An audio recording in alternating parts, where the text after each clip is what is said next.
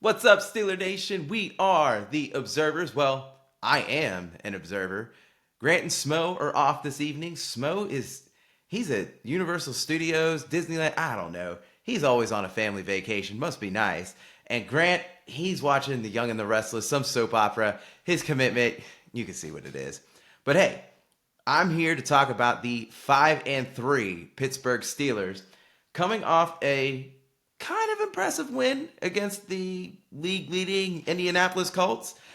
They had what people were calling a historic offense, and we managed to get a dub 27-20. So, really excited about that. There were some things that we left on the table, though. So, some meat on the bone for sure. Starting off with us winning the toss, we elected to receive, and then offense just totally stalled out. And there was an opportunity there for a big play on first down, but Jonnu Smith dropped the pass. Now, could Aaron have put it on him a little bit better? Perhaps. But if you get your hands on the ball, you got to bring that in. That really set the tone, and we definitely lost points there. We would have at least gotten ourselves in field goal range. Boz would have kicked it in because daggone well that Tomlin wasn't going to go for it on fourth down. Shoot. Now, Aaron got hit a few times, but the right side of our offensive line, they keep talking about, oh, will they be able to rebuild the offensive line? But Fautanu and McCormick are getting a lot of praise. We got Zach Frazier at the center position. You don't hear his name too much, but that's actually a good thing because he holds it down. But there was a viral clip of Fautanu laying out DeForest Buckner, who is a highly touted defensive lineman for the Colts. So good things coming there. You're able to run behind them, pass pro. They're doing a great job. They seem to be working together pretty well. Now, speaking of the other side of the offensive line, Sayamalu got hurt again. He's been dealing with a chest thing for pretty much the whole season. So, Spencer Anderson, you're up. What does that do to our jumbo package? That I'm not really sure of, but the left side, they've had some success too. We love Broderick, do we? We do. He's got good energy. He has his moments, and he also has his really bad moments. So, in an earlier episode, I said if Broderick Jones were a construction worker, he would be an OSHA nightmare because there's always something, right? He'll have this high energy play with which he's making, something happen, right? There was a clip of him and DK pushing people, finishing their blocks out of bounds. And then you'll have a play where Broderick is allowing somebody, a defensive end, to get to Rodgers completely untouched with minimal resistance. And then, of course, you'll have that famous play from the Bengals game where Broderick tackles our 41-year-old quarterback. So very much a love-hate relationship with Broderick. But we need that left side to develop the way that the right side is, and we will be a force, that is for sure. Now, behind that line running is kind of a surprise in that combo between Jalen Warren and Gainwell. So I didn't know too much about Gainwell whenever he was coming to us, but I've been relatively impressed. He played really well for us against the Vikings, but he's been solid in other games. And, Steeler Nation loves Jalen Warren. I have been critical of him because he fumbles the ball a lot, but he hasn't this year. He's made some huge plays for us. So that really positive things coming there. And then Caleb Johnson had a couple of runs, and he's picking up some yards. So the offense, like I said, there's some meat on the bone, but things are looking, pretty good. From tight end perspective, Muth, he's finally heating up. He's got his third touchdown now. And how about Darnell Washington finally becoming that force in the passing game that I have been saying that he could be? I mean, the man is literally an offensive tackle out there running routes. So we saw that hands catch that he had. The ball was a little bit behind him. He was able to pull that in. But he did have that drop in the end zone, that slant, that the ball got on him a little quick. Now, nobody's perfect. We still love you, Darnell. We need you to bring that in, though. Come on, man. The thing I worry about with Darnell is that teams are going to start game planning for him. Aaron is utilizing him a lot. And what I worry about is Aaron going to him and the window being kind of tight, and a defensive back isn't going to want to hit him and them going low on him and him getting hurt. So, knock on wood, I definitely don't want to see that happen, of course. But it's just something that concerns me because that's a big dude, and who's really going to try and square up with him like one of our defensive backs do? We try to fucking tackle people at their shoulder pads instead of using our legs. I'll get to the defense. Shit drives me nuts. We had an okay game. But the other thing that is a great, trade deadline came up, right? And we're all sitting here like, okay, we signed MVS, but he's on the practice squad. Where's wide receiver 2? We thought we were going to have a trade. There were all these rumors and all this stuff. And of course, not a damn thing happened. We did get that safety who played well for us. I can't remember his name, Kyle Duggar. So thank you for that. But then it's another year of rumors about wide receiver 2. Grant was like, I will be so disappointed if we don't do anything. Our text chain was hilarious that day. And we were having a countdown, and then simply just nothing happened.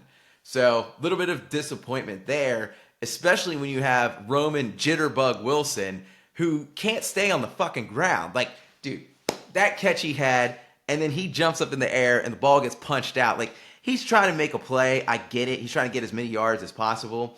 But in the words of Ben Skoranek, a.k.a. Dirtbag, why the fuck are you jumping? It had no business being that close. We should have won that game 27 or maybe even 30-17. But instead, we fumble and the Colts get the ball back and everybody's assholes pucker up and we're all nervous to end the game. But yeah, we still got the dub. And speaking of turnovers, gosh, feast or famine for this defense, right? Damn, 6 turnovers once again. So when we played top AFC teams, something to notice, the Patriots and now the Colts, we forced 5 or more turnovers in each game.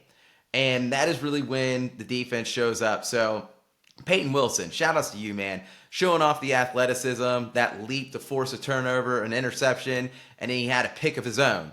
So that was something great to see. Now, he did get tackled by a lineman trying to return that interception, and he caught a little bit of shit from Cam Hayward, deservedly so.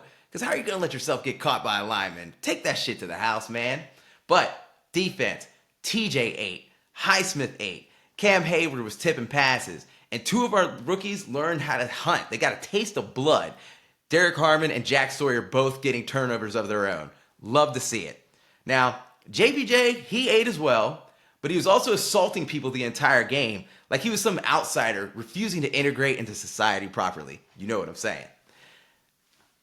I am very hard on JPJ.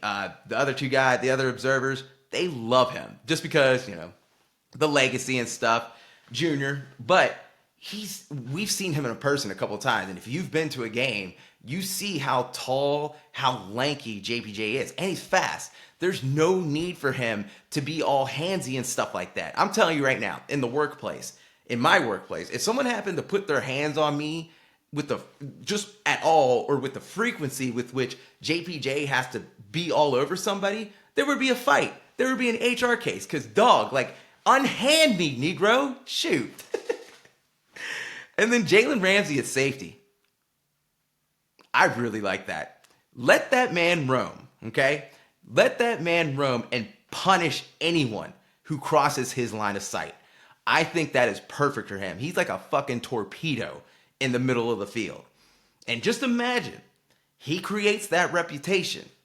He may take a penalty or 2 here or there, but those receivers are going to be thinking about that. Man, I run the slant. I may get my head taken off. Talk about delivering CTE. Jalen Ramsey in the middle of the field getting a hunt like that, I really do enjoy that.